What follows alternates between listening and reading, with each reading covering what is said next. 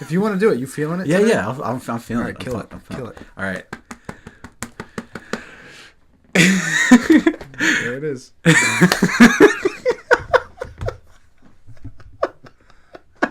There it is. That's my best. That's all I got. That's all you got.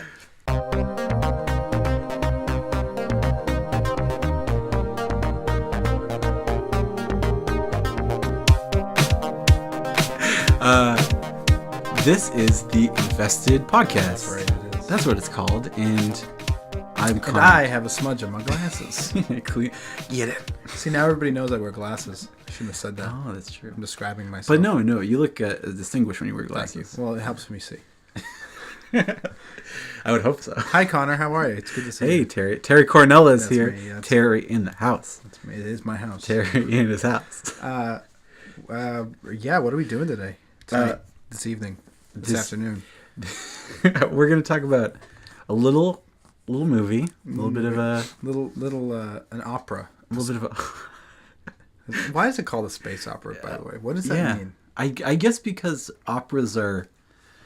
They allow people to sing out into space, like literal space. And I don't know if that's they confuse the metaphor. Yeah, I don't know why. Space opera. Good point. Space opera. Connor's gonna be taking notes this episode. I'm really excited about it. I want to see what this will, what this yields, what this potential is, what this unlocks. All right, we're in honor of Star Wars coming out this weekend. We're gonna talk about the entire saga, do like mini reviews of each one. Yeah, really short, sweet. Tell us some thoughts. We'll probably spend a long time on at least one of them, which I think I know which one it is. Oh. And it might begin with Attack of the Clones. Attack of the Clones? Attack of Edom Clones? That's my favorite one to make fun of. Okay, but I have some news that may or may not interest you, so here we go. The news. The Obi-Wan film has been set officially for a 2020 release date. So it's actually happening. And there's no word on director, there's no word on writer, there's no word on whether or not Ewan McGregor is going to do it, but he says so. The only things I care about, there's no. Yeah, exactly. Yeah, there's like no point. But that's so weird that they're like, all right, there might be a movie. See, the problem is with that is that I feel like that just shows you that it's way too corporately run. He'll either be really young, really old, or somewhere in the middle. He will be there, but he's going to be there. At the very end, he shows up. We did it. We did it. That was how they wrote The Force Awakens, and then they wrote stuff around it. Do you think Kathleen Kennedy's doing this? I don't know, but I have some weird Kathleen Kennedy news. You want to hear it? Yeah. She's like, I'm like obsessed with her. She's announced that she would love Taika Waititi to direct a Star Wars film. That's like, that makes my heart happy. Which is weird because there was such a problem with Lord Miller, wasn't there? Thor Ragnarok was a Star Wars movie. Yeah, it kind of was. At least she thought it was. Oh, right. She was upset with Lord Miller. Right, so why would she... It must have been something... So what we thought was too much comedy. Right. That's why they left. Maybe it was comedy. Maybe it was something else. Maybe it actually was that they disagreed on stuff. Because I'm like... Because if she wants comedy in her film, Taika Waititi, like... He's the one. He's the one to do it. Well, I think that Lord Miller Taika Waititi and Lord Miller are kind of different. Because Taika Waititi uses comedy as kind of a sounding board, right? And he uses it as jokes kind of like to feel out what's going to happen next. Yeah. Right? It's like he's the light in the apparatus is opening up. Whereas with Lord Miller, it's the jokes are the genre. The meat. Yeah. It's when you're watching a Jump Street movie or a Lego movie, every joke is not like a pivot. Every joke is the actual meat. You know what I mean? Okay. Which is the problem I had with Thor Ragnarok, I think. I don't know if this is what I said about it. Yeah. But I said that I like Phil Lord and Chris Miller better at comedy because they're genre first.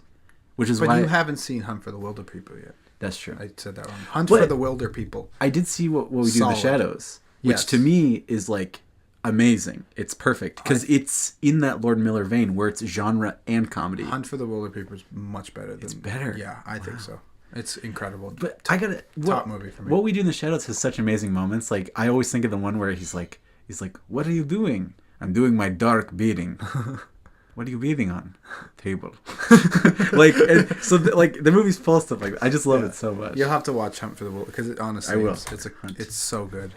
Well, do you think that this is a thing? Like, do you think they were like, "Hey, Obi-Wan Kenobi movie 2020," and then Kathleen Kennedy was like, "I like Taika Waititi," and then see how people react to that, and maybe they're gonna hire him if the reaction's good enough for Obi-Wan Kenobi movie? Yeah, I mean that's definitely happened before. I can't think of a specific instance where it happened, but I definitely know that there were situations where people were excited about something and then it happened. Which, yeah, I guess that's like history, but... Yeah, I have no idea. Yeah, well, yeah, that's history. That's kind of how, like, elections work. Oh, no, Deadpool. Oh! Deadpool was like that. Oh, yeah, they did like a test. They got the buzz up, and then they directed it. Yeah, that's true. All right, I have more things to talk about. Mm-hmm. Do I have any more? I don't have any more Star Wars stuff. I have Star Trek stuff. Can we talk about Kathleen Kennedy for a second? Oh, sure, yeah. What do you want to talk about Kathleen Kennedy? I just wanted, like... Who is she? Yeah. Like... She's as recognizable as Kevin Feige at this point, but everybody knows Kevin Feige and they trust him, but who is Kathleen Kennedy? What is she doing? Oh, yeah. She's never publicly spoken in an want? accessible way. Right. Yeah, what's her end game? Like... Does she care about Star Wars? I think so. I don't. That's the thing, is I don't know her level of involvement and her level of taste. The only thing I know is that she was one of the masterminds behind like every big blockbuster since like Duel or some shit like that. You know, she was like behind George Lucas and Spielberg. Old? Yeah, I know. She looks. She was young. Yeah, she looks young. She looks very middle-aged, good for I her guess. I don't know. Whatever. I'm eating a Twix, so you're gonna have to deal with it. Yeah, right. Don't worry. You've earned more than enough from listening to me chewing almonds and chicken and everything. Chicken. Almonds, chicken. Chocolate almonds. There was chicken. Your water bottles. Water bottles. Oh yeah, can't forget these little puppies. Aquapods. We talked about Aquapods once, but you've never had one, so. No, I thought they were European. They look European, or they sounded European. They sound like something that the transporter would drink. I think they sound like something that someone would lay in. Aquapods. Yeah, like they're floating. We gotta put grandma on. Anyway, all right. So I want to talk about Star Trek because Quentin Tarantino says he's going to direct a Star Trek movie and he wants it to be rated R. Yeah, that's fucking awesome. What the hell is that about? Well, I think Star Trek they've really. When I think of Star Trek nowadays, when I think of how far Star Trek can be taken in TV and movies, I don't think of like The Next Generation or TOS. I think of Can't Stand It, I Know You Planned It. Like that's J.J. Abrams set the standard for people have short attention spans. They don't want to watch something political that builds on character, which is not true because Game of Thrones, maybe a little bit. It got its footing for a reason. Yeah. It wasn't all the dicks and titties all over the place. Maybe it was. Maybe. I think that's how it started, but then when they hit their stride in seasons like 2, 3, 4, that's when things those were the best years. 2, 3, 4 were the best. Although I know 4 kind of bored you a little bit. But it's hit or miss. 5 was rough. 6 was actually good, and then 7 was weird. There's 7. I thought there was only 6. Nope, it's 7. And then the last one, I think, is this upcoming. All right, anyway. I don't know why they're still trying to make Star Trek. Right. Because they had the TV shows. Well, it's a powerful brand. And then they had the movies that kind of did okay. And then they made another TV show that's out right now that no one really watches or cares about. And now Tarantino's like, I'm going to make a Star Trek movie. It's like, stop. At least give it a break for a bit. You know? Is this like, what is this movie? Yeah, I don't know. Because the Chris Pine universe, they're still planning on a 4th one. Oh, really? Wow. Last I checked, yeah. Yeah, I don't. I didn't check recently, but last I checked. Last I checked, when I years ago, Robert Ossie sent me an email. He said they're making a new Star Trek movie. Me and my partner, we were on the first one. Why do you sound like Calvin Candy right now? Calvin Candy, classic. Monsieur Candy. Monsieur Candy. He doesn't speak French. It'll embarrass him. Oh, speaking of Quentin Tarantino. yeah, there you go. Bring it around town. Quentin Tarantino. I don't like him. You don't like personally or his movies? Both. Wow. I like Django Unchained, but I have every Django. You don't like Reservoir Dogs? No. Wow, it's like a play. I don't like it. You don't like Pulp Fiction? Not really. Pulp Fiction has a couple. Pulp Fiction's kind of overrated. Yeah. Like it has moments I like, but Kill Bill, I hated Kill Bill. It was stupid. Yeah, oh yeah, Kill Bill did not age well. Hateful Eight, didn't like. Hateful Eight is so fun. I liked moments. It's like a play. Until Samuel L. Jackson went on about that, that moment. I was like, okay, I'm done with this. It was, I don't know. You know my boy. I watched that movie so much. I think that's a great Christmas movie. What? Yeah, I watched it a lot during holiday seasons. Oh my gosh. Yeah. Hateful Eight? Yeah, Hateful I Eight. don't like it. I don't like Quentin Tarantino. I think he tries too hard to go over the top. You didn't like Inglourious? No. Oh, Inglourious was so fun. I wanted it to be fun. I thought it was boring. Wow. I know it's weird. I have a weird opinion, but I just don't. Can you like distill it? Like, do you like if you searched your heart of hearts, like why in particular Tarantino just leaves you kind of like, what's the feeling you get when you watch a Tarantino movie?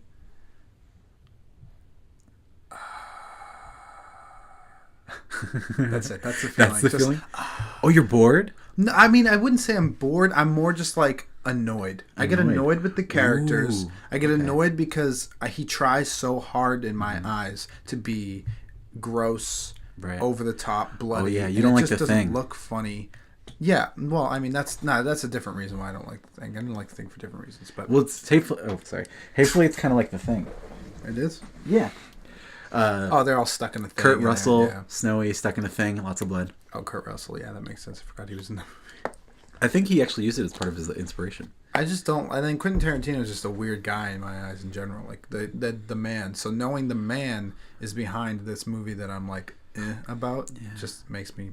Whenever I see him, I love Django Unchained though. Oh, Fantastic. I love, which is funny because that's the Tarantino movie that true Tarantino fans hate. Really? No, I Yeah. think it's perfect. It's great. No, I'm a big Tarantino when it first fan. I came love out, it. people did not like that one. You know what's funny? That's a great Christmas movie too. Because that came out during Christmas. I What watched it like 4 times in What is Christmas. Christmas about it? Just because you've watched it on Christmas doesn't make it a Christmas movie. Well, okay. I've watched it on Christmas. The first scene opens and it's cold, like you can see their breath. Red is a huge Christmas color, so Django is full of a red motif. Yes. And to me, Christmas has always been about the consolidation of power through like heroic means. Do you know how every holiday they always show like 10 Commandments, Charlton Heston, or like or Christmas Story, all these standbys? Yeah. That's so Die Hard, Django yeah, Unchained, The Hobbit, these stories that are kind of about like ups and downs, adventures, like kind of dark, all like But a lot all of these, red. all these, like The Hobbit, that came out around Christmas time. Are you just confusing it with the fact that it came out at that time? Yes, Star Wars too. Star Wars about power. It's red, Christmas time. It's just because it came out in December. Yeah, those are Christmas movies. Okay. All right. If I watch them in December and I like it, it's a Christmas movie. We're gonna never move on if we don't move on. So, Spider-Man: Homecoming sequel is said to introduce Gwen Stacy? ? Real quick, before I know You you son want of to a move on. What? When I was really young, and I had a PS2, I was a little baby boy. 2003, 14 years ago. Yeah. I was like 11 or some shit. 2003, I had a PS2. My parents got me the Hobbit video game for Christmas. That game was, as I remember, awesome, but it's probably not that good. We had it too. It's puzzles, just puzzles. It's just puzzles, and it's really And nostalgic. a really long stick. It does something really cool though. It came out after because Lord of the Rings was 2001, 2002, 2003. Yeah. Came out same time or as either Return before. of the King. Yeah. Same year. Yeah, same year as Return of the King. And it's kind of dressed in the clothes of Peter Jackson's Middle Earth, sort of, mixed with some storybook especially cartoon the elements. Hobbiton stuff. Yeah. Yeah. And as you're playing it, it's in some ways a better adaptation of The Hobbit than the films. Oh, absolutely, it is. And it's Are you kidding me? yeah. It's so weird what they, and it's like it was not a movie tie-in. It just capitalized on the success of Tolkien. Yeah, exactly. It was like Tolkien's a big thing right now. It's kind of the same. No one's doing The Hobbit. We'll do The Hobbit. Yeah, it's kind of like the Shadow of Mordor for kids. Right. It kind of set that stage. Yeah. And it was, even though the graphics aren't great and it didn't hold up 100% for what it was at the time, really unique. It was really your fix strange. of Lord of the Rings. Yeah. Yeah, yeah. I liked it. And I think for it was me, hard, though. It was pretty difficult. oh yeah, very difficult. Yeah, I died so many times, especially the part where you're picking the troll's pocket. You got to go and crunching on the leaves. That was really rough. Oh, well, honestly, it took me a while to get out of the Shire. No, that's not true. I'm thinking of the Fellowship of the Ring video game for PlayStation 1 that wasn't a movie tie-in. The Third Age? Or? No, it was called the Fellowship of the Wing. The Wing. The Wing. Fellowship of the Ring. And it was It was like, all right, let me see if I can find. I think I played the Two Towers one. I don't know. Yeah, no, this was before. This was before. Of the Ring PS2. It was like its own thing. It was like based on the books. Really? Yeah, look. Holy shit. It kind of looks like the movies. Yeah, it kind of does, but it was before the movie came out. Wow. And it was it took forever to get out of the Shire. That's all I remember. Complete bag indeed. Those are actually pretty good graphics for yeah, back it's in the pretty day. good. Yeah, it's decent. Although Hobbit he looks very small compared to Yeah, himself. he's tiny. Gandalf doesn't even have to like bend over. I could squash you like a buck. Anyway, this game was very difficult. It was very hard. So anyway, off of Lord of the Rings. Well, you have more to say. The big thing about Yeah, The Hobbit is because I associate The Hobbit with Christmas for a lot of reasons, particularly because it came out on Christmas. Yeah. But I got that game on Christmas, and the musical themes in The Hobbit are so interesting because Christmas to me, like a lot of the joy of it is like Santa Claus, reindeer, the night before Christmas, the storybook, we would always read that. The Polar Express was a big one when I was a kid. Polar Express. The idea, Muppets Christmas Carol. Muppets Christmas Carol, like best Christmas Carol of all. Yeah. By the way. I like Nightmare Before Christmas is really good too. Genuinely, of all the Christmas carols, I think that the Muppets one captures it the best. That's interesting. Yeah. Isn't that weird? Why do you think that is? I don't know. I feel like there's been a lot of different Scrooges, but I think Michael Caine captures him the best. Michael Caine is so good. I feel for him because he's so good in that movie. I'm gonna watch that again. Me too. I can't wait to watch it again.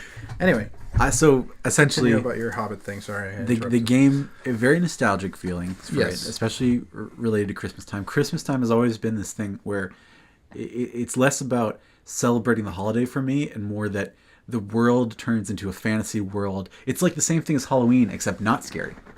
So it's like, and all these feelings, because like Christmas is kind of about giving in a lot of ways, and it's about like really looking inwards. New Year's is coming up, so you're taking stock of the year.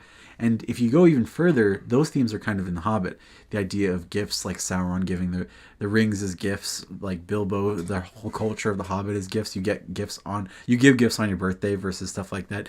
And that's like underneath those themes are the idea of like courage, bravery, citizenship, virtue, like all these like ideals are like stuffed in there. And so in that nostalgic, like all the shit when they go to Lake Town how he helps the dwarves, those are the best parts of the Hobbit's movies when they touch on those themes. Like every time Bilbo is like, the Bilbo moments are the best part of those movies, and it's like 30% of the entire films. I rewatched the one scene because I wanted to laugh, and so I was like, I'm gonna watch the scene where Thorin at the end of the first movie where Thorin's like, "Did I not tell you would be a burden?"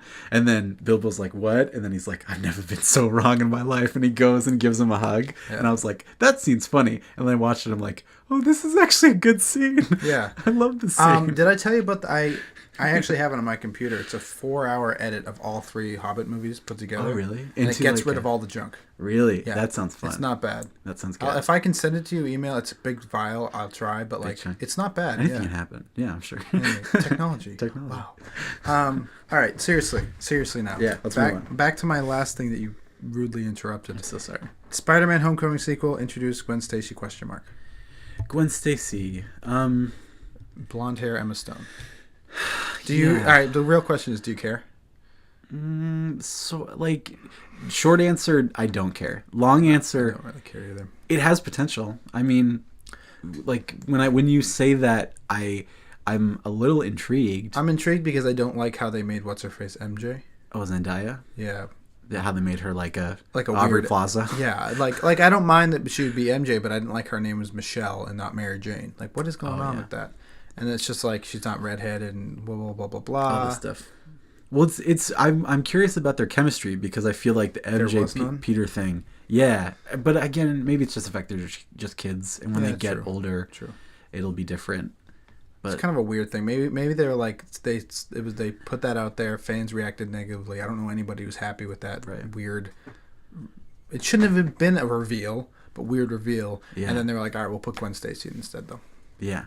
Definitely. Sure. One more. John Hamm has said he wants to replace Ben Affleck after/during Flashpoint. So Ben Affleck says, I'm going to do one more Batman run. Oh, in John Hamm's Flashpoint." replacing him. And John Hamm says he wants to. Wow. And Warner Brothers is like, maybe.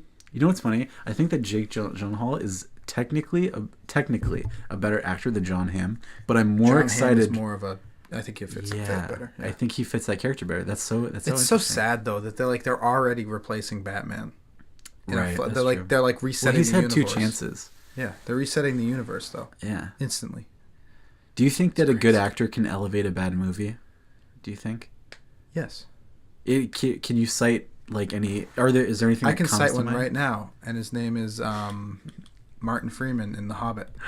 Holy shit! All right, that's true. But also, do you think Part 1, 2, and 3?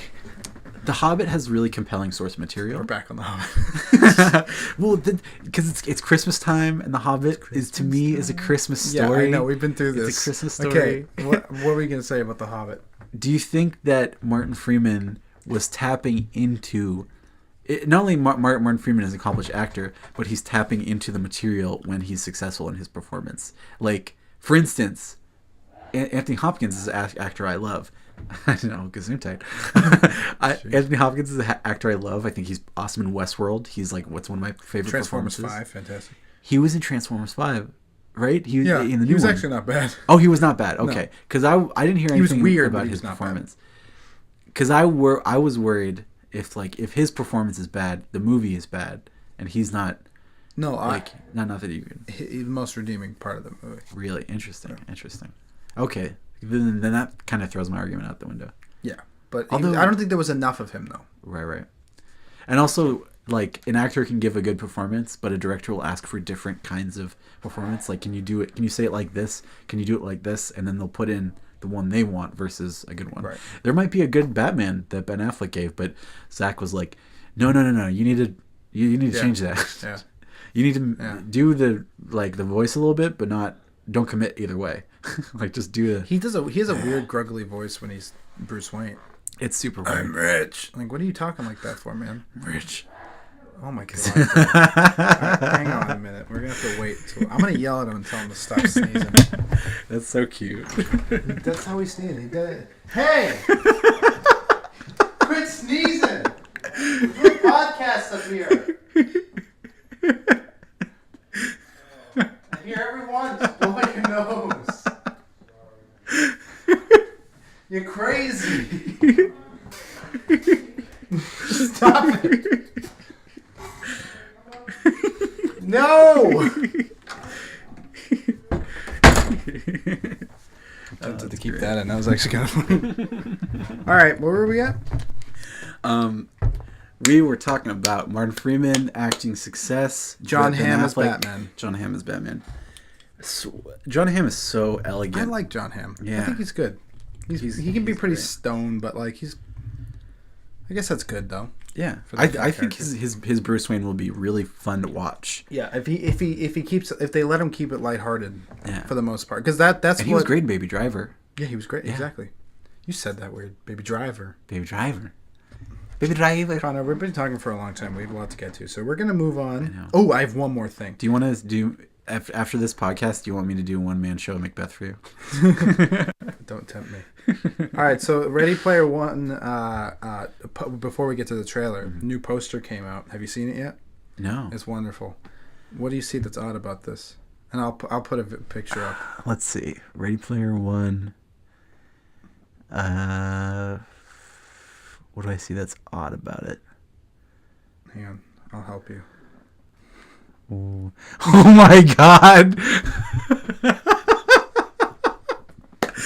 How? Why? Yeah, look at how long his leg Fucking is. Slender Man shit. Oh my God. It's ridiculous. No one looked at this. So look at it from Is far that away. why Now he's that you a notice it, social outcast? look at how long his leg is. Like, that kid's got one long leg. He looks like It's ridiculous. Like if he's you got a cut fucking it- kickstand right there. Jesus. I don't know how they got away with that. Steven Spielberg did that. He was like, I'm gonna fuck up my own Look movies. at this leg. Wow. Holy shit. Yeah, that's a lot of Yikes, that looks like it hurts. It's so fun to look at. Oh man, that's funny. It's like he got extra meat when he was born. You know what I mean? It's like I mean, how odd would it be if it was just that one leg though? just the one. Yeah. He's like, well, you know, it is the future and radiation and all that stuff. Sure. Could All right, happen. We're gonna move on to the trailer talking now. Trailer trash. Which one do you want to talk about first? We have 3. Let's talk about the first one, Spider-Man. Spider-Man. Okay, so Spider-Man, an animated Spider-Man.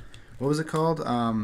Edge of Tomorrow. No, No. Spider-Man Into the Spider-Verse. Spider-Man Into the Spider-Verse. So I don't really know what this is, but it's I'll click on the Wikipedia. Yeah, get me pictures of Spider-Man. All right. Give me pictures of Spider-Man. So it's an animated film based on the comics. It's Columbia Pictures, Sony, and so it's Sony. You know what I want to know? Yeah, I'm trying to figure out who the writers are. Yeah, who's the writer? Who's the director? All right. Directed by Peter Ramsey, Bob Pershing, shit. Rodney Rotham. Produced by Avi Arad, Amy Pascal, Phil Lord, Christopher Miller, Christina Steinberg. Written by Phil Lord. Wow. That is confusing. My brain is having trouble processing because as soon as you're like written by Phil Lord, I was like, hell yeah. But when you're saying like 3 people directing it, I was like, hell nah. See, the thing is, animated movies, the director seems like Yeah, you can share co-direction. Like a lot of the Disney movies. Do that. Yeah, a lot of the Pixar ones do it too. So it's like, but I think with Disney, it's an ethos thing. Where it's like we both share the responsibility of a call and response, kind of a yin yang thing, Right. where we check each other, we give each other notes. We're kind of like an oligarchy where we keep each other in check. Or that's not really what happens in oligarchies, but you know what I mean. We're the 2 kings who make this happen. And then, but for some reason, Sony, it feels like they're just like, we got a lot of cooks in the kitchen over here. how much do you know? I don't know. How much do you know about Miles Morales as Spider-Man? Only that he is a Spider-Man. Yeah, so he has an uncle who's like a problem. The Prowler. Aaron, yeah, the Prowler. That's Guess who's- Childish Gambino's Guess character. who's played as in this version? Who? Mahershala Ali. Oh, he's always good. Yeah, in so everything. so this looked awesome. Yeah. The animation was so Yeah, cool. the It looked animation was like beautiful. when you flip a page, and it's like stop animation. Yeah. That's what it looked like to me. It looked really cool. It looks really cool. The It colors looked look like great. the old. Do you remember the old Aeon Flux cartoons? No. Do you remember the old Spider-Man cartoons on Yes, MTV? yeah. It looked like that. Yeah, but like a little bit better. yeah. Way better, So this is kind of cool. I don't know if it connects into Marvel. It says with association with Marvel Studios, but I don't know if it's the same Marvel Studios. Like if it's not MCU Studios or just Marvel. Marvel. But it would be cool if it fit in. Like I'd be okay Yeah. with that. Like kind of like how Star Wars has the Clone Wars. If they did like a Spider-Man movie after all the stuff. You That's know? true. Although my problem with the trailer is that it didn't show me a lot of content. What it showed me was what I call trailer content, which is referring to the experience the viewer is having. So, for instance, like the Force Awakens trailer, when Finn pops up and it's a surprise, like you see I was like shocked, and then he has the helmet off and you see who he is, and it's like, we've never seen a black stormtrooper before. This is kind of different, right? It's like, What are you talking about? His armor was white. no, he's you got me. Nailed it. Yeah, nailed it. But like, so it was like a lot of images we'd never seen before, and he's in the desert, and you're like, whoa, this is cool, this is interesting, like what's happening? What's he so like, upset about? Yeah. Why do we care about a stormtrooper? Which is so funny because in the trailer that was a cool moment, but in the movie it's like kind of over in like a second. Yeah, it's kind of brushed. Yeah, It's, I think they like emphasized it more for the trailer, but it was because really, it had that jump sound, so that's why. Yeah, that was too. the sound. That was a very cool moment. Yeah. But in the I like when someone Wes Anderson's that trailer. Do you ever see that? no, I want to watch We'll that. have to watch that. Okay, write that down. I'll forget. Wes Anderson. Yeah. But the problem in this trailer is they're using the reveal that this is a black character and that this is Miles Morales, that this isn't what you were expecting. They use it as like poking fun versus a like a whoa moment, you know? Yeah, but it's an animated movie though. Well, that should have been the first shot of the trailer.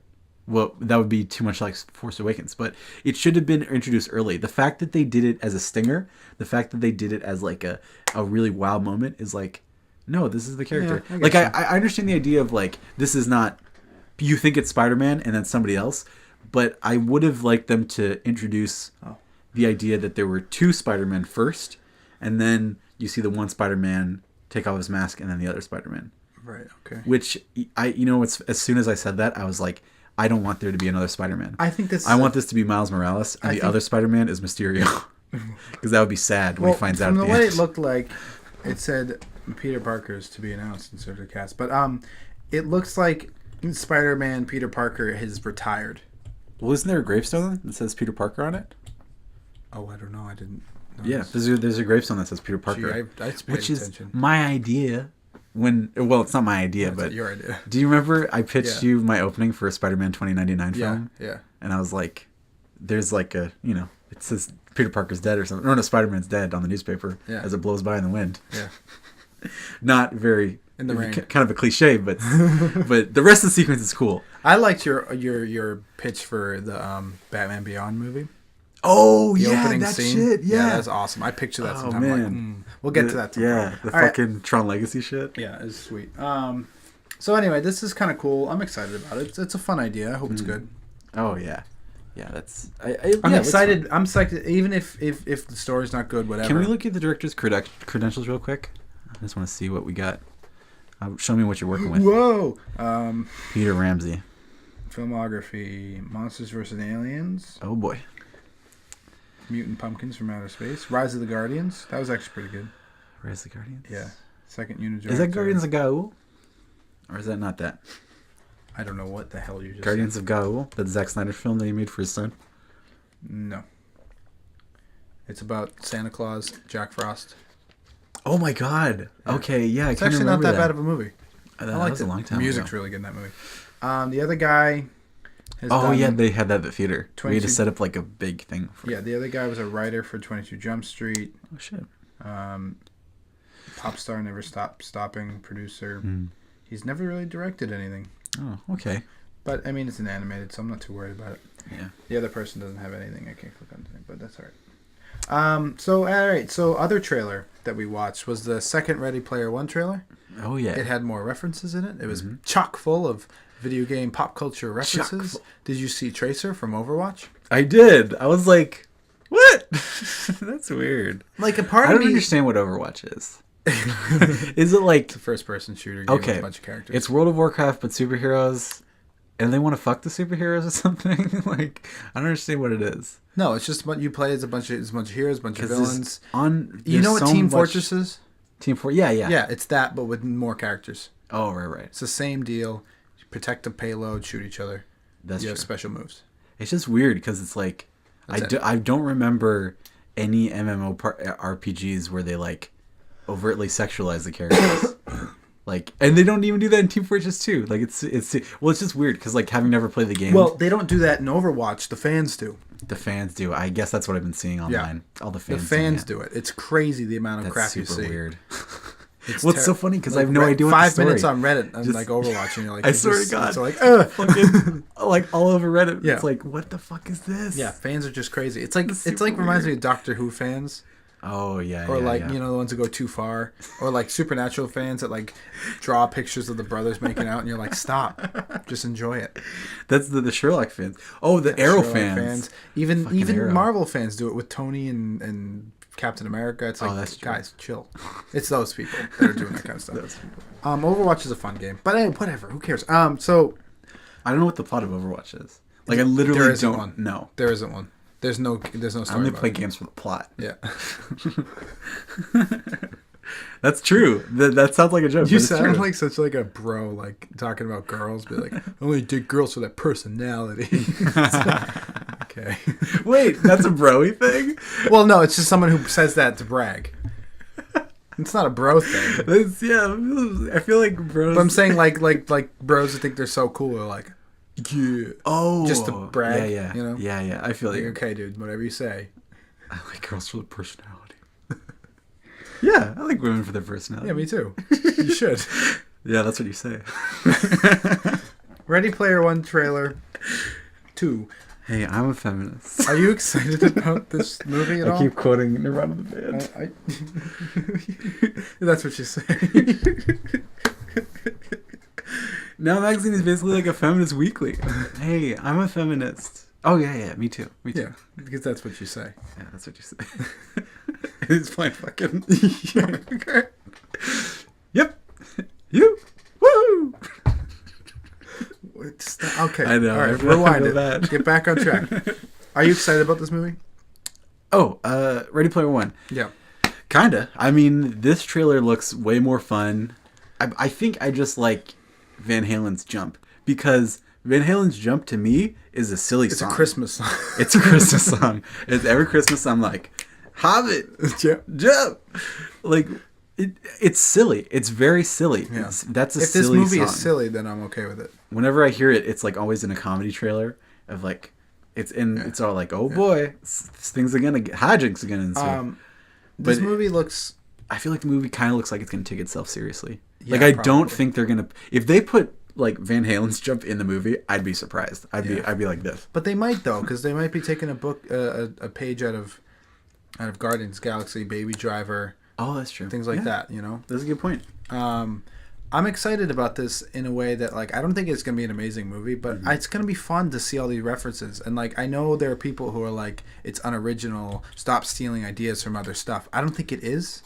I think it's just having characters in it. It's not stealing stories. Like, you'll see, you know, Iron Giant doesn't mean it's gonna take things from the Iron Giant movie. Right. Just character. Just character. And there won't even be the characters. There's some people who believe that character is story. Well, yeah, well, I'm not saying that, but in my opinion, the way this seems, I don't think these will be the characters. Like, I don't think that, like, Harley Quinn's in there. She's not going to be like Harley Quinn.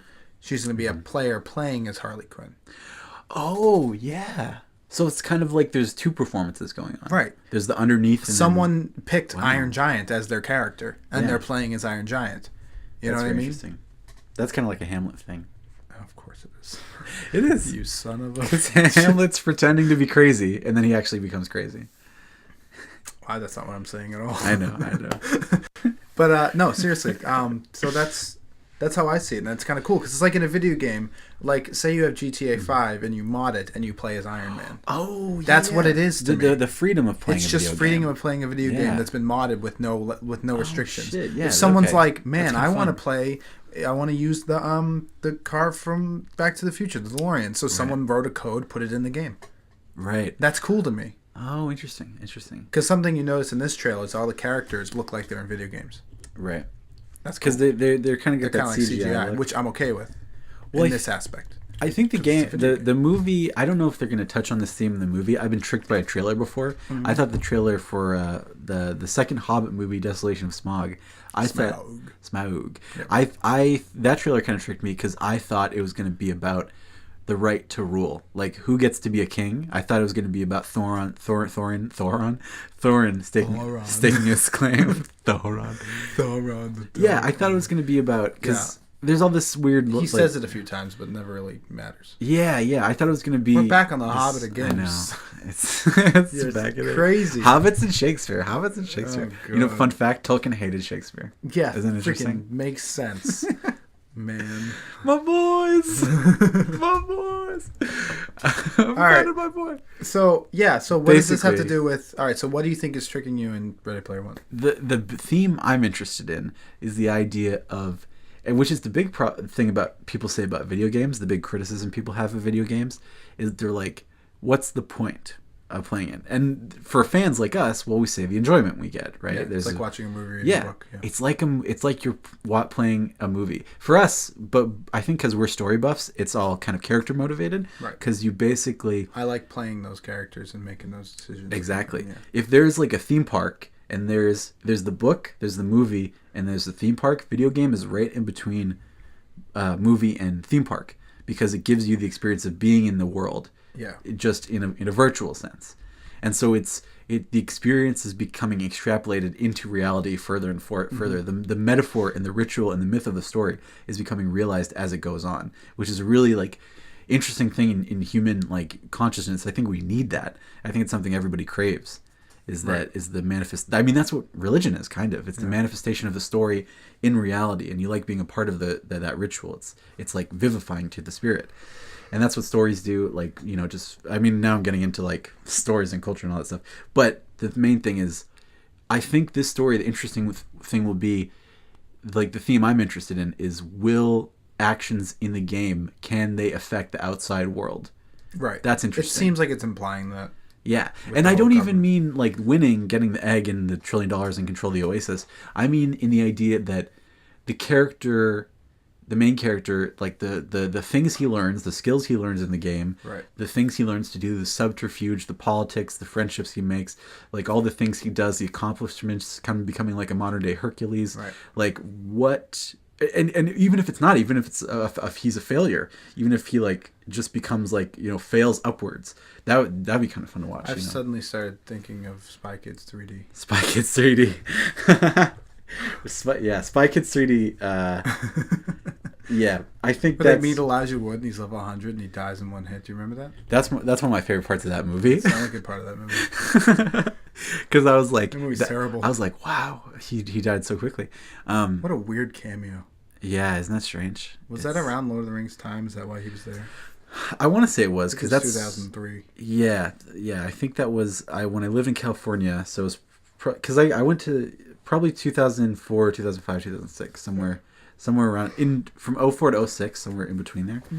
But yeah, odd thing. I was obsessed with that movie when it came out. The second one was my favorite. I had no Second taste. Spy Kids. Second is great. Third one was just dropping quality. They gave up. There's no spying in that movie. Well, yeah, Well, there's no spying in any of them. Yeah. I've never thought those movies relied on their espionage. Yeah, Steve Buscemi in the second one, so good. That's real quick sidebar. That's what I hate about Agents of S.H.I.E.L.D. That's one of the things I hate. What's that? It's not a spy show. S.H.I.E.L.D. is a clandestine organization. Well, they're not spies. They're just agents. But S.H.I.E.L.D. is a clandestine organization. That's true, yeah. Like, and in all the comics I've read... I thought you were shushing me. I was like, I'm sorry. But in all the comics I've read, especially Secret Warriors, it's so fun to see the covert side of the Marvel Universe, right? Yeah. It's so fun to see that. And they Hickman in Secret Warriors pulls it off perfectly. And I was so pumped for them to do it. And they just didn't. They did fucking like those bastards. Some weird like I don't even know what the show was. I don't know what the show is either. I have no idea where it is it's like or why or fucking what. Survivor or some shit, like it's scandal. Connor, let's move on. All right, let's move on. One last trailer to talk about before we talk about Star Wars. This feels like it's going on forever, but what's it called? Jurassic World 2 trailer. So this trailer to me felt like it showed everything in the movie. Oh, interesting. So I was curious, and apparently I heard per se rumor. I don't know how to speak. It's just my heat. Relax. I thought there's this water bottle was getting. No, I drink a lot of sparkling water, and that's what it sounds like. I have hate steam powered radiators. So I was curious, and this trailer gives away a lot. So I looked it up, and I heard and I read a rumor that the director or writer was like, "Yeah, this trailer only shows like the first 30% of the movie." That's fun. Yeah. So I think the volcanic eruption is going to happen early on. Mm-hmm. That's cool. That's I'm okay cool with that.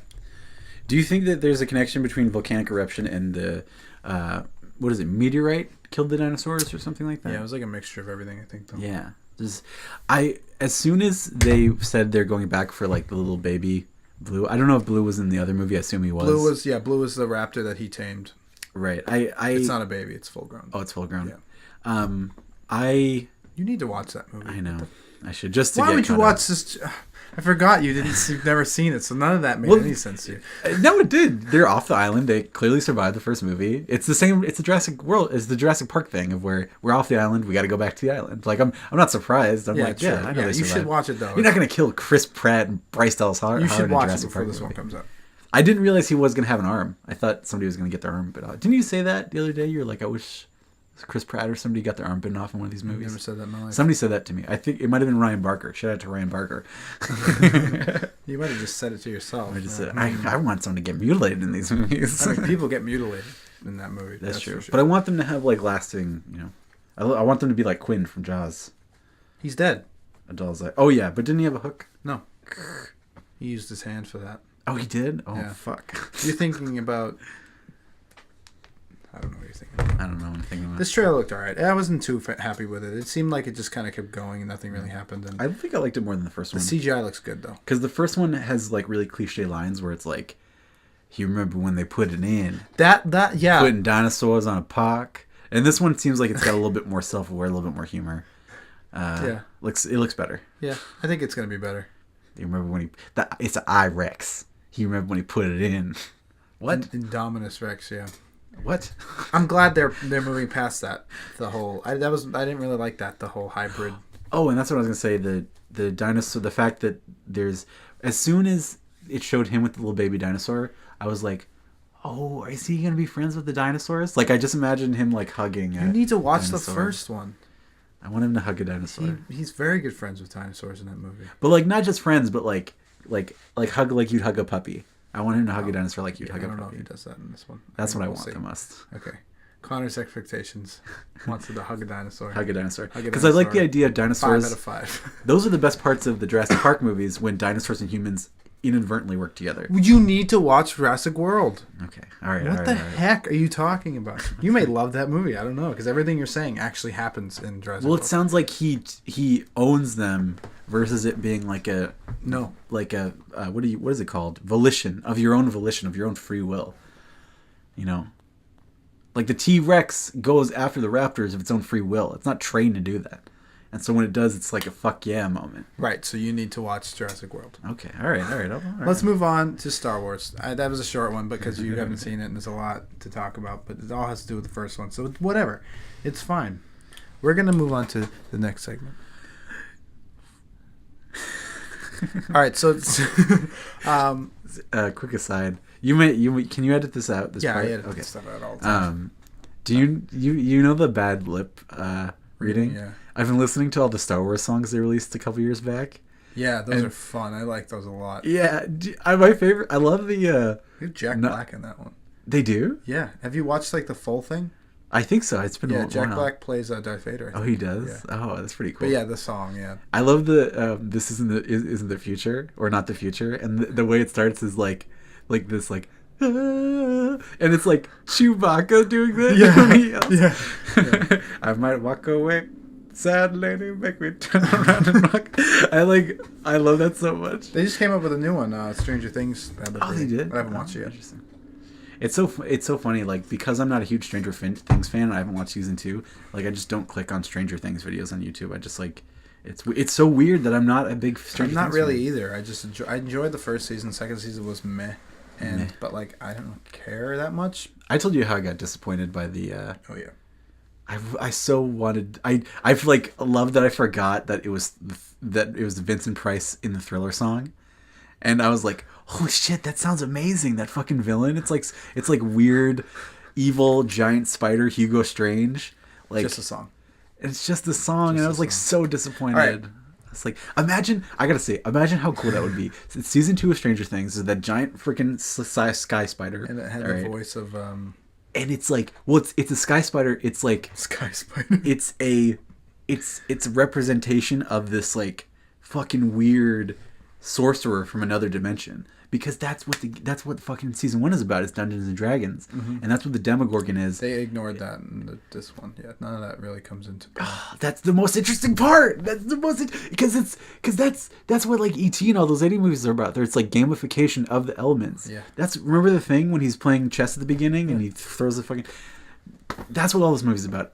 Those movies, even the horror movies, like slashers, like all like Freddy vs. Jason, like, or not Freddy vs. Jason, but the Friday 13th and all that stuff, like Nightmare on Elm Street. All those movies were gamifications of horror concepts and ideas, right? Yeah. It's like because you have to make decisions, you have to make a choice, you have to, and that's why they're all like teens, they're all friends because they're all celebrating in this game together. It's the ritual. At this point, I'm not cutting any of this out. Is it good? Yeah. Okay. You're going off. All right. But seriously, though. Seriously. How do you feel about it? I already told you. I always feel like I don't steamroll you. No, because I have nothing to say. It's all you. This is your show. You have a lot to say. I have some things to say about Star Wars. I value Episode 1, The Phantom Menace. Yeah! You like that segue? That was pretty good. Actually, I don't really know what to say. Where do you want to start? Phantom Menace, man. Real talk. I remember seeing this as a kid. I had bad taste. And I loved it. I loved it, but I don't remember ever really liking Jar Jar Binks. I remember I ate a lot as a of kid. Taco Bell as a kid. Why? because that's what I did. I was like, I want Taco Bell. I don't want real food. And I remember you got the toys from Taco Bell, and that's your fighting toys. So whenever I think of Star Wars, I think of eating a Taco Bell And Christmas. and Christmas. So Episode 1. Only the new one I think of Christmas, because Star Wars Episode 2 seems like a Christmas movie. I'm sorry, Star Wars 7. Episode 8. 7. Episode 2 of this, not Episode 7. Oh, actually, yeah, it does. 7 feel like is The Force Awakens. It came out at Christmas. Yeah, you're right. It is a Christmas movie. Yeah, You idiot! Don't you know how Christmas movies work? We need to talk about the John Williams Twinkle. That's why I always think of Christmas too. it's very Hogwarts, which is very Hedwig's theme, Yeah. which is very Christmas. Christmas, yeah. Yeah, because it's just bells and stuff. And Harry Potter, like, whenever you got to the Christmas part of the books, especially the third book, going into Hogsmeade, and, like, he's allowed to go to Hogsmeade, I cried, because I was like, he gets to go to Hogsmeade. He was never allowed to. He snuck in, didn't he? Oh, he did. Yeah. Oh, no, but Sirius signed it at the end. That's he signed true. his Yes, pass. that's true. Yeah. It's so funny. The third book, when I was young, I was like, it's okay. I prefer Goblet. And now as an adult, I'm like, I get it. Third book's best It's the movie best. and book. Yeah. And there are Why are we themes I talking couldn't about appreciate. Harry Potter?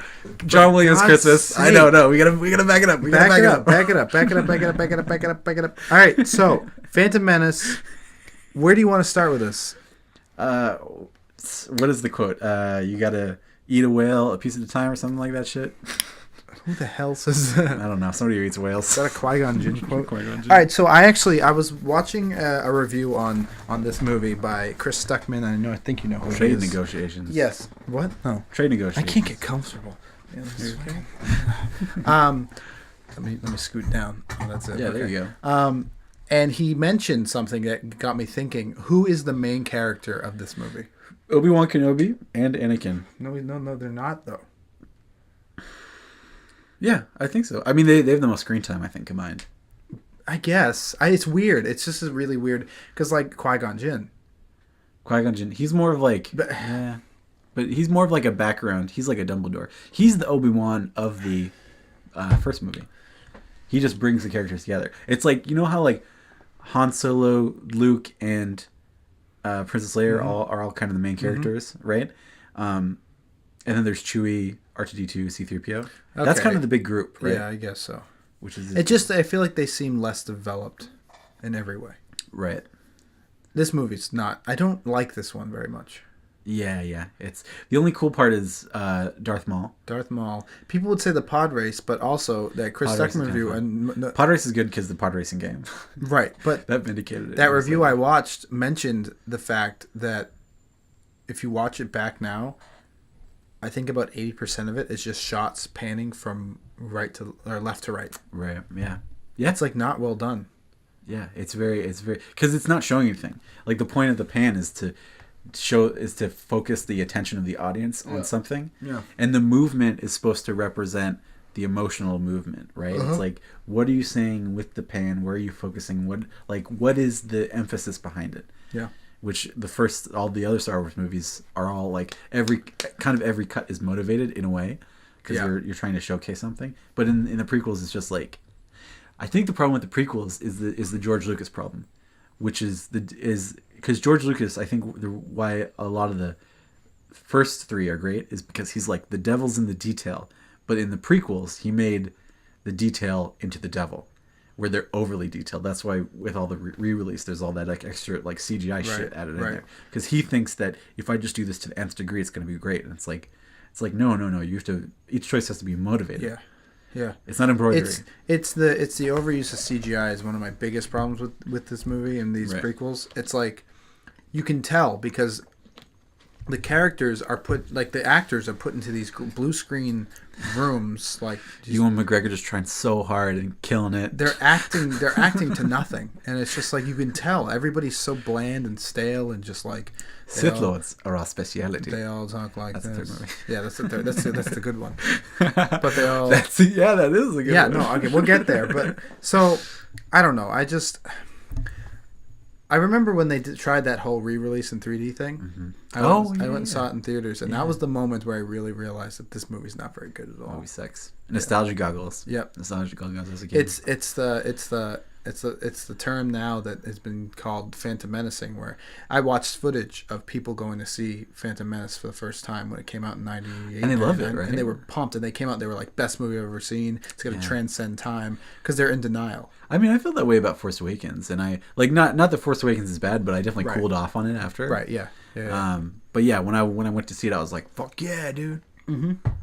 And I still think Force Awakens is a great movie. I have issues, really but I think as the age I'm at now, I've learned to, just because it's my favorite property, or whatever it is, whether it's Star Wars, Marvel, whatever, I'm able to criticize. I think that's important to do, because there are a lot of people who refuse to do it just because it's Star Wars. Yeah, that's so weird, and it's very strange. It's like if it is a property you love, that means. You know it's like if you're in a relationship with somebody and they're making like bad decisions and they're really not following. You should be able to talk about it. Yeah, you should be able to be like, hey, like you're not yourself. Like for me, Force Awakens biggest problem: Starkiller Base. Stupid. Oh yeah. Wicked stupid. I hated it. Let's make it bigger. Yeah, Maz Kanata, dumb CGI. Fix that. Puppet it. I don't care. So I don't know. There's not much to say on the. I didn't care for the Raptors scene. Oh, Raptors. I'm all in Raptors. Freaking meatball tentacle things rolling around. Tell that to Conja Club. I liked that scene. Like them talking, but the actual Raptors were stupid. The one thing I love about that scene is the quote when he's like, I'll just talk myself out of it. And then Chewie's like, and then he's like, yes, I do. Every time. Yeah. That was cute. No, was really cute. So no, honestly, leading up, I just think the Raptors should have been different looking. Right. If they were like these weird spider creatures that like you barely saw or something, or like birds or something, that would have been fine. But they're like not. They're dumb looking. They're just like they look like meatballs. You don't know what they look like. And spaghetti. That's the problem. You didn't know what they looked like. Yeah. If they were like raptors. Oh yeah, that'd be cool. How cool would they be? You don't see them coming. They just kind of appear. That's the thing. All Space the raptors. Star Wars aliens are fun to look at and cool to look at, and there's a lot of fun alien designs in that movie. So the fact that they dropped the ball on the Raptors is like really weird. Yeah. It feels like a scene from a different movie. It feels like it feels like something that was in the first draft, and as they kept coming up with better scenes, it kept just getting pushed back. And they're like, "Shit, we need to get this scene to this scene. We have that old Raptor scene that was in the first draft. Should we just use it?" It's like, yeah, it's an action scene. It'll be fine. Mm-hmm. Just put it in. People won't notice. They notice. Yeah, exactly. All right, so Attack of the Clones is my least favorite Star Wars movie of all time. I don't think that thing has any redeeming quality at all. Yeah. And so I had this conversation with Tyler, and I wish he was here to defend himself, but I said that to him, and he said, "But Geonosis is awesome." And then I was like, "It's not though, because it's just Samuel L. Jackson in a CGI field. No, a single clone trooper was real in that movie." So he's talking to nobody. He's floating around this fake environment. It's terrible. It's so bad. Actually, okay, I take that back. There is one redeeming scene. I think the arena scene's kind of cool because there's no music. Oh, I didn't even. And it has some comedy in it. Yeah, I really can't. That's the only scene that's redeeming in that movie. Yeah, I remember watching that movie and I was like, it's so funny. I watched it when I lived here, and I went to go. My parents went to go see Minority Report, and me and my sister went to go see Attack of the Clones, and it's no wonder my sister doesn't like Star Wars. It's like that's the Star Wars movie she gets exposed to. It's like but it's very long. It was super annoying. It ended before Minority Report, so I think it either started before or it was like just a little bit shorter than Minority Report. 2.5 hours long. Yeah, because I remember we weren't allowed to go because it was rated R and we were just kids. Yeah. But the end of the Minority Report is just like them driving off into the sunset, so it's not that rated R. Rated R for suggestive themes of happiness. Suggested happiness. But it was just awful. Like all the stuff with, that's like all the stuff with them on Naboo and sand. I hated it. It gets everywhere and fucking cutting the pear with the Force and all that shit. It's like, yeah. It's awful. The CGI pear that floats on a fork. If you look closely, it moves around. And she takes a bite and she doesn't chew anything. It's like, why didn't you just use a real pear? Super weird. Oh my gosh. Yeah. So, that movie just makes no sense. Yeah. That end fight with Yoda is terrible. There was a fun moment from that, or no, not from that movie, but because of that movie. In 9th grade, I had a film class with this Dr. Frank X. Ford. He's very unique character. Very like I don't know how to describe him, but he was very intense. Yeah. But he knew a lot. He knew a lot of stuff. Like we watched movies in his class. That's how like he dissected Raiders a lot and like showed us all the little things that Spielberg did. He hated Quentin Tarantino, funny enough. And one of the things he talked about, somebody was doing a presentation on Attack of the Clones or something about like special effects in movies, and they paused it on Hayden Christensen's face, and he went up to the screen and he's like, "Look at that bad acting," and he was right, because Hayden Christensen's face was like this. Yeah, it was like bland. flat. Yeah. I know people can't see. Yeah. It was flat, and then he was just like, or whatever the line he says, because it's like when the creatures are coming out and they're like chained to the thing, and he's like, "Oh no," and he's like, it's the most wooden performance ever. Yeah, yeah. Which is crazy because he's not a bad actor. He's not a bad actor. You ever seen Shattered Glass? No. That movie, fucking awesome. You've He's seen great. The movie Jumper? I haven't seen Jumper. Yeah, but I know he's pretty good in that movie. Samuel L. Jackson plays some character named the Octopus. Nope. Oh, that's not what he's What called? the heck? No. Isn't he the villain in the Jumper? Yeah, he is, but I don't know what his name is. It's not called the Octopus. No, Octopus, I thought it was the Octopus. No. I was like, Dr. Octopus? No. But he's not bad in that movie. Like, it's not the best movie ever, but he's not bad in that movie. Right.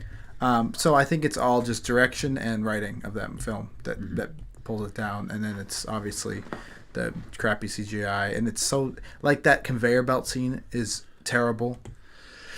It yielded a very funny scene though. It's fucking Singularity. Oh yeah, okay, yeah. The only good thing that come out of episode 2 was Arnold's version of Jedi Party. That's some good stuff in that movie. That shit is fucking legendary. Yeah, but like again, Tyler was saying.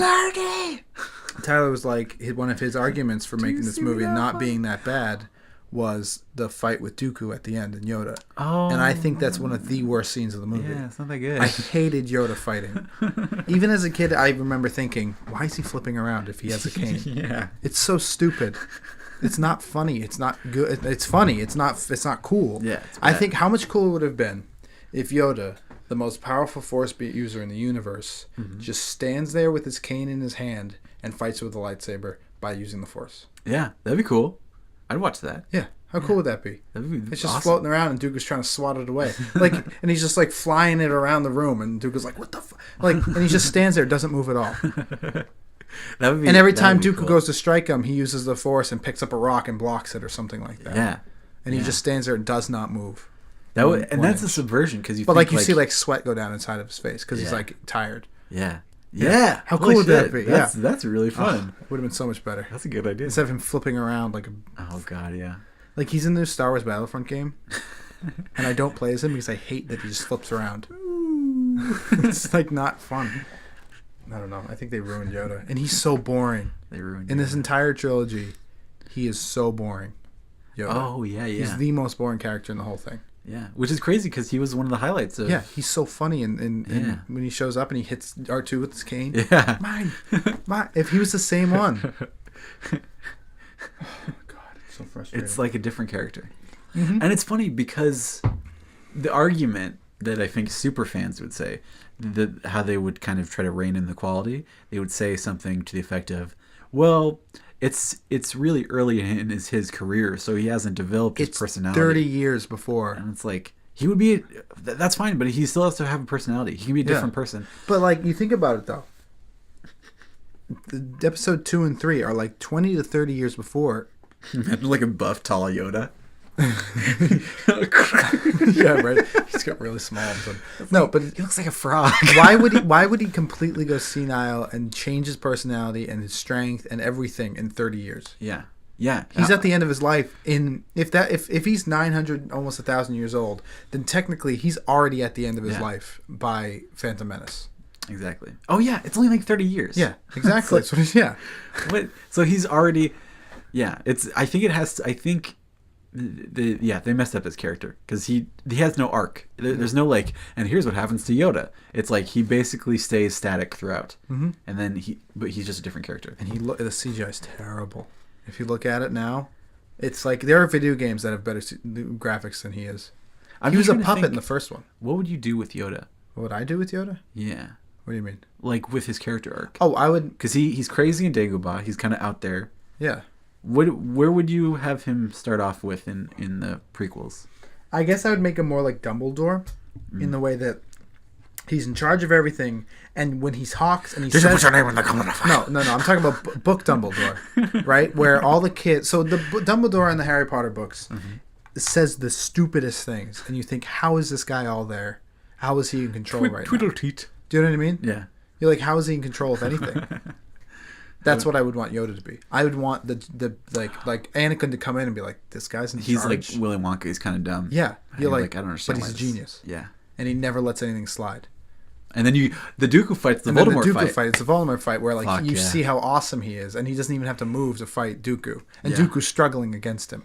That was a great part of the fifth. And That was a good part. Yeah. What was the movie where it started off with? Is it the sixth movie that opened with the pictures of Harry after the fight? That's the sixth one. Yeah. I love that opening. That's a good of the opening, sixth yeah. movie. That's a dope ass opening. Shows how like broken he is. Yeah, and I like the conversation he has with the girl at the thing. That's cool. And then they apparate. Yeah. All that stuff is fun. And then Dumbledore's like, she was very pretty. Did you put your name in the comment? So all right. So anything else on Attack of Well the done, Clones? Slytherin. Well done, Slytherin. Well done, Slytherin. However, Oh, Richard Harris was so good. He was so good as that kid. I loved him He as was great. Dumbledore. I think that they should have. I mean, he passed away though, didn't he? The guy who played John Hammond. oh, Richard Attenborough. Yeah, he passed away in '99, I think, right? No, 2000. or maybe. Yeah. It's semi recently. I was watching Jurassic Park, and I was looking at him. I was like, he'd be a good Dumbledore. Yeah, he would. Yeah, he would. Attenborough. Yeah, He's great. they could have picked someone so much better than what's his name. The new guy. Yeah, I like him as an actor, but I don't Yeah, like he's him as fine. Dumbledore though. Oh yeah, you don't like him as Dumbledore. No, because he's angry. He's yelling. What the hell is he doing? Yeah, I think he viewed Dumbledore as like the only way to beat Voldemort is to just be angrier, Yeah. and it's like no, you should be. But why did when the Dumbledore dies, you should be crying because the whole time he was a sweet old man, Yeah. and like the fact that he could beat Voldemort was that's the truth Out of of Dumbledore. kindness. Is he can't beat Voldemort. Yeah. Like never in Dumbledore's career could he beat Voldemort. If anything, he was just keeping off the inevitable. That makes it cool moment, especially Yeah. when the kids are like, Dumbledore's the only wizard that Voldemort fears. yeah, It's like, not really though. it's not really. Not really. He's on a ticker. Tick, tick, tick. Yeah. Anyway, all As right. soon as Now you we're get the on. black Now we're hand. on Harry Potter. So, anything else on? Attack the Attack of Clones. the Clones. Oh man, I just Camino and their long necks. It's so weird. That Boba Fett.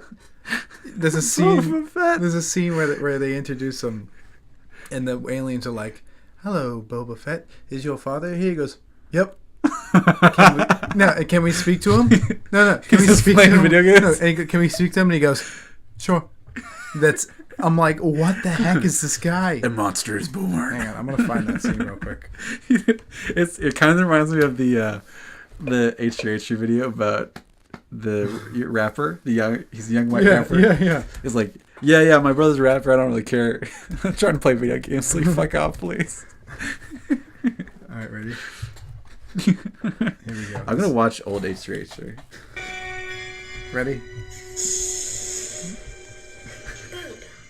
Is your father here? Yep. May we see him? Sure. It's the worst thing ever.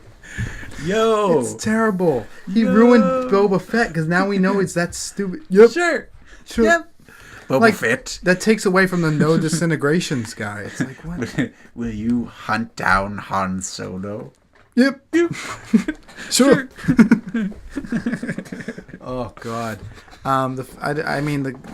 Okay. Camino. That fight between Obi-Wan and Jango Fett's kind of fun, but he gets blown up like 14 times. Yeah. And he's perfectly okay with it. That beat. That beat, I can't. I'm I'm done. done. All right. So, Revenge of the Sith, episode 3, the good prequel. I actually do really enjoy this movie. That opening scene's awesome. That whole opening sequence. Oh, Over right. Coruscant, the battle. Yeah. And they're trying to get I like that part. Palpatine away from Dooku, and that fight's pretty cool. Grievous. What the fuck? Yeah. Grievous is a cool character. Fun fact, actually. So Grievous has the cough, right? Yeah. I don't know if you remember when these movies were coming out. There was that animated version of the Clone Wars. It was the 2D animated version of the Clone Wars. by Gendy Tartakovsky. That's the name. And there's a scene, I don't know if you remember, where Mace Windu crushes, what's his name? Grievous's chest with the Force, and that's why he has the cough. Yeah, it's a cool little detail. That's awesome. Yeah. That's really cool. Yeah. I love that. I love when he's in the cave and he has like the hallucination and it shows the Vader painting that comes out. Oh yeah. It's super, like, it's so trippy. It was like if Samurai Jack was Star Wars, and I was like, hell yeah, this is fucking dope. Yeah. But anyway, back to the whole opening scene, the whole first half hour of the movie is this opening scene when they save, and then they crash land the plane, and Obi-Wan makes some funny quips, and it's good. I'm like right direction, right? This is going well. And as soon as they get into like the grand place, and then like they're in this giant, never-ending CGI hallway, and Anakin's like, Padme's like, I'm pregnant. He's like, that's wonderful. I'm like, oh, we're back at it again. Here we go, Here we go again. Just walking and talking. Walking and talking. Well, the problem is that they tried to make the prequels. The point of the prequels, ideally, was we're going to show the origin of Darth Vader. It's going to be inverse of Luke's journey, right? We're going to show Darth Vader become evil. Sort of a fun idea, maybe. But they kind of don't do anything Vader-esque until the very last one, really. Yeah. Like, that's when they, like, all I think Vader they made happens. Anakin too young. Oh, they found him too young. He was too young in the second and the third. He became Vader too young. He should have been older when he became Vader. That's actually a really good point. You're right. Yeah. He should. They should have jumped up the. Yeah. Because if he was a teenager in the first one, that'd be way cooler. It's because that's the Rey thing. Yeah. That's you know. Like, so if he was a teenager in the first one, would have been cooler. Middle-aged second one, maybe has Luke and Leia in the second one. Mm-hmm. Yeah. And then he thinks they die or they get sent away. Holy shit. The third one, he's trying to find them. Yeah. And Obi-Wan's trying to stop him, and then he becomes Darth Vader. Older. You just fixed the prequels. That would have been so much better. You just fixed the prequels. That's amazing. And then he thinks they're dead. Like you're Kramer. You're Kramer. Jerry, I need a pickle. No, but think about that, right? So the third one, the reason why he thinks he doesn't have any kids anymore is because Obi-Wan and like Yoda create this elaborate plan to stage the death of his children. Right. Yeah. Wow. And that way, that solves the plot hole of Leia being like, I remember my mother. It's like, what? Shut up. No, you don't. Shut up, you liar. You're ruining these movies. Right? Like, how much better would that be? Yeah, that'd be awesome. Yeah. That'd be so cool. Damn. It's like Taken, but only it's Anakin's trying to get the kids back and you don't want him to. Where are my kids? It's like an angry divorce movie. So the whole... No, seriously. So the whole movie is Padme's like terrified of Anakin and he's trying to get his kids back. Yeah. He's like, they're my kids. They're my kids. I just remember that you watch Arrested Development, right? No. Oh, you don't. You watched. I've watched some of it. Yeah. It's really good. But there's this whole thing of like Tom Jane plays this character. I just want my kids back. Yeah, I think that would be so much better. Yeah, that's great. Thanks. I'm proud of that. I just came up with that. Yeah, like just that's now. Fucking awesome. I've always thought that he became Vader too young. Yeah, definitely. Because it's not believable that that's the same guy when they take the helmet off 30 years later, 20 years later. Yeah, it's like, and he's some old white dude with no hair. And he's British. And he's like British. Yeah, I'm sorry I failed you, Master Wayne. Yeah, okay. Master Luke. Master Luke. Yeah. Oh, it's terrible. All right, so we can. So anything. All right, so then the fight with General Grievous is cool. Right. Yeah. Well, it doesn't last long enough, but it's cool. Then nothing happens again in between. So so I noticed, and I guess the prequels tries to explain it this way. People treat droids like servants and slaves in movies 4, 5, and 6. They treat them like shit. Mm-hmm. Like everybody treats C-3PO and R2 like shit. And it's funny that the Singularity kind of references that in the Arlenauts videos. Yeah, that's because true. I was thinking, is the reason they treat droids like shit because of all like the battle droids and like the Trade Federation and what were they called? Like the CIS. The CIS, yeah. Like, is that Central why? Something. Yeah, is that why they hate droids? Maybe because they rose up. Yeah, maybe. I hated the droids. Yeah. Where did that technology go? Oh God. Oh, it's such a missed opportunity to do AI. Yeah. Like, honestly, and that's the Ultron thing too, where I was like, I like Avengers, I like Ultron and Avengers, but I was like, you can do so much more with like an angry, self-aware AI. Like, Well, there kind of is God. one in IG-88, the bounty hunter. Oh, really? Yeah, because he's a robot and he's like a protocol droid, but he goes rogue, and he gets his own consciousness. He becomes a bounty hunter. Oh, It's kind of a cool character. that's so fun. But you just see him in the background. But I was thinking about, yeah, the droids are cool, Yeah. but I also don't like them in this universe because they don't make sense. Because you can do so much with AI. Like, you can do... Because the fun thing of AIs is, like, what if they go crazy? What if they go bad? And, like, it's... I mean, here, you know how much I love Hamlet, right? And of course It's I do. like... You've mentioned like, it quite a bit. That's the Hamlet problem, where it's like, you have someone who's going crazy, who's losing their mind, but you totally understand it. Yeah. You know, and you sympathize with it. And, like, I want to see an AI so bad just, like, go crazy and be, like... And that's why the Ultron thing really burns me, because they were so close. They were so close to doing it, and it just they didn't do it. Well, Like all the moments where he's like upset when he gets compared to Tony Stark. Like Claw is like, Yeah. it's like keep your friends rich and your enemies rich, and Yeah. soon you'll know which is which. Yeah. And he's like, Tony Stark used to say that to me. Yeah. Oh, by the way, compare me to... Yeah, yeah, how great is Andy Serkis? he's great. Like he's an amazing actor. Yeah, and he's great. Snoke, Caesar, Gollum, fucking he's gonna be Claw in Black Panther. Played Like King holy Kong shit. in 2005.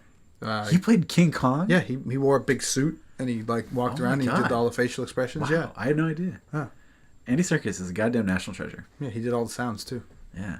They put a microphone in his mouth and like made it sound terrible, but like yeah. All right, Andy Serkis. I mean, we can keep going about this. Just real quick, the ending of episode 3. Pumped for Snoke. I'm pumped to like have actual scenes with Snoke. Yeah, let's talk about Force Awakens because the original trilogy's been talked about. I mean, there's not much to say. Force Awakens. We've talked about how we didn't really like Starkiller Base. The roly polioles I didn't like very much. Really please. The Garganox and the tentacle beasts. Oh yeah. What are they called? The Raptars. Yeah. Sounds like Reptar, which is the Yeah, Godzilla from Rugrats. Yeah, right. Not him. That would be cool if it was him. I'm hauling Raptars. I like how they said it like we're supposed to know what Raptars are. Yeah, right. It's like, are you hauling Raptars? I'm hauling Raptars. I know it should have been something like it would have been cool if it was like a call to one of the creatures from what's that Old like movies? Yeah. the tiger thing from Attack of the Clones that's in the Oh yeah, like one of those guys. like one of Yeah, those yeah, things. You'd be like, I recognize those. Yeah. I seen it before. I seen it. So do you think that Rey is overpowered? Do I think the Rey is overpowered? You know, part of me did kind of think, because I think that the case that Max made when he said Rey was a Mary Sue was a good point, because any training she may have received at an early age just wasn't showcased in the film. Yeah. And so it didn't make sense that she was adept at everything. Although, I was talking to Steve Dooner, one of my teachers, about that. We ended up talking about Force Awakens and all that stuff. And he said that Lawrence Kasdan is kind of a genius because in the movie they explain everything. Like the reason she's so good with the lightsaber is because she had the staff. Because she used the staff and like her whole life essentially. And it's so funny. I talked about this with Pat Fallon like back when the movie came out. Yeah. The problem I had with Rey is she didn't feel primal enough. Like you're stranded alone on a planet, on a desert planet for years. Enough. Like I wanted her to be like a kind of a feral, like hidden creature. I wanted you. Remember in the first movie, the Sand People? Yeah. That's what I wanted her to be a Sand wanted person. her to be Sand. Yeah, well, like a would Sand never- person that Yeah, you know. but that would never happen though. It's not but- very relatable, I guess. Oh, you kidding me? It's fucking you do My Fair Lady. You know what I mean? It's like you do. It could have been so fun. It's Hamlet. It's Hamlet. Yeah. Hey, if it's not broken, don't fix it. Well, no, okay. So here's the thing about that is that people, I think their biggest complaint was like she could use the Force, whatever. She's just figuring it out. She's not very good at it. But it's a fight against Kylo Ren. If you go back and watch it again, he was fun. shot by the bowcaster. Right. And that movie, I think, purposely made the bowcaster look like a hand cannon because it blew people away. It made things explode. Like it was, and even I was like, I freaking love this thing. Why is it so powerful? The fact that Kylo Ren got shot by that and then decided to fight afterwards, after he just killed his father, so he's emotionally damaged. Yeah. he has this giant hole in I his love that stomach. fucking- He starts smacking that was great. His stomach is bleeding. One of my favorite lightsaber fights ever. And the one again, like people are like, he's so weak he can't even handle against Finn. Like he toys with Finn, Yeah. and he gets a little too cocky, gets hit in the shoulder once. Yeah, I love that. All the stuff with Finn was great. But that whole fight with Finn's running away like a scared little cat the whole time. It's I, terrifying. I rewatched it recently, and I was like, Yeah, it's fun. Finn doesn't last very long. the thing I loved about that movie that I think was so strange was that like they cast all kind of new people, right? Who only had a couple credits to their names. And so it was almost like if a real people were in Star Wars. Yeah. You know what I mean? It didn't feel like it felt like I like the original Star Wars. yeah, it felt like just what would happen, and like the chemistry, everyone's chemistry was like really fun. It was very unique. It felt like all that stuff with Poe and Finn and the thing. It just felt like this is like not. It's not like stilted sci-fi. It's not like proper. It's just people having like genuine reactions and in this fantastical setting, and so fun, really refreshing, and it brings a lot of energy, and to use that format, to use that method of communication to talk about these larger themes of like the dark side and like legacy and all that shit is really kind of thematically interesting. Mm-hmm. All right. Yeah. We're going on real long here, so we're going to do a real quick opinions from the future. Yeah. Opinions from the future. How was episode 8? Episode 8. This is kind of cool because we're going to do kind of predictions Yeah. on what we're going to talk about next week. Oh yeah. All right. Do you have a feeling you want to get off your chest real quick? About episode 8? Yeah, about episode 8. Yeah. Are we talking? All right. So are we going to talk like this like it actually happened? Yeah. Yeah. Okay. I'm blanking. You go first. Well, it's funny. You said you're blanking, and I gotta say, I did too a little bit. I did too because and they're that's not like that a joke. That's real. Yeah. Just because like there was some weird fucked up shit. Like it was fun. It was fun. Yeah. I enjoyed it. Yeah.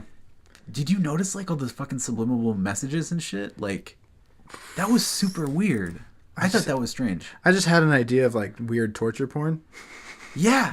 It was weird because it's like you're watching Star Wars, you're watching a Disney movie, but then there's like these brief flashes, and there's all like, remember when like Finn like looked at the camera and just like started like just for a second. It's like a weird like terrifying French art house film. Yeah, it was so strange. Which is weird because before it came out, people actually did say like it's the most surprising Star Wars movie to come out ever.